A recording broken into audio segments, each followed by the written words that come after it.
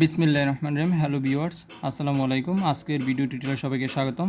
আজকের আমরা class 11-12 ICT বিষয়ের যে কোনো বেজের সংখ্যাকে অন্য যে কোনো বেজের সংখ্যা কীভাবে রূপান্তর করা যায় এ বিষয় নিয়ে আলোচনা করব। তো যে কোনো বেজ বলতে মনে করি আমরা তো অক্টাল, হেক্সা, বাইনারি, ডেসিমাল যে কোনো আমরা এই 4টা বেজ জানি। এছাড়াও মনে করি 532, এখানে এটা আছে আমার ধরি 6 বেজ, আমি যাব 9 বেজ।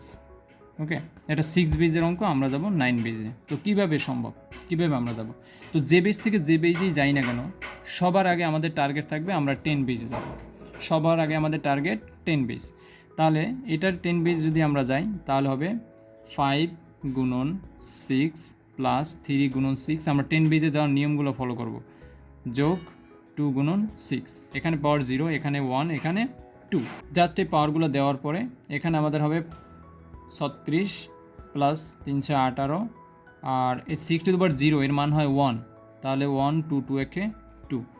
এরপরে 5 আর 36 যদি আমরা গুণ করি তাহলে হয় 180 প্লাস এটা 18 2, একসাথে আমরা যোগটা করতে পারি, এখানে আমাদের ফাইনাল মান আসে 200। এটা কিন্তু আমাদের 10 বেজ হয়ে গেল। এটা কি বেজ? 10 বেজ, দশমিক। তাহলে যে কোনো সংখ্যা এভাবে থাকুক না কেন, আমরা সেটাকে যদি এভাবে এই নিয়মে করি তাহলে সেটা আমাদের 10 বেজ যাবে। আমরা দশমিকের নিয়মটা দেখব, আমরা দশমিকে যাব। এরপর সেটাকে আমাদের এই যে মানটা আছে 200, এই 200কে আমরা 9 দিয়ে, কেননা আমরা 9 বেজ যাব, 9 দিয়ে করব। 9 দিয়ে করলে এখানে 22 বার যায়, 22 এখানে থাকে 2 ডিফারেন্স হয়। তারপরে 9 22 কত আমরা গুণ করে দেখব।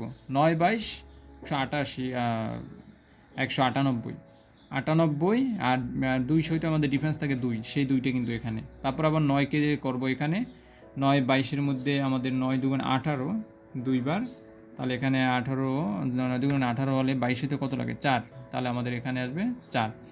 আবার 9 দিয়ে করব, এটা বাংলায় লিখলাম, দুঃখিত, 9। তা 9 দিয়ে এখানে 2, এটা কিন্তু ছোটো।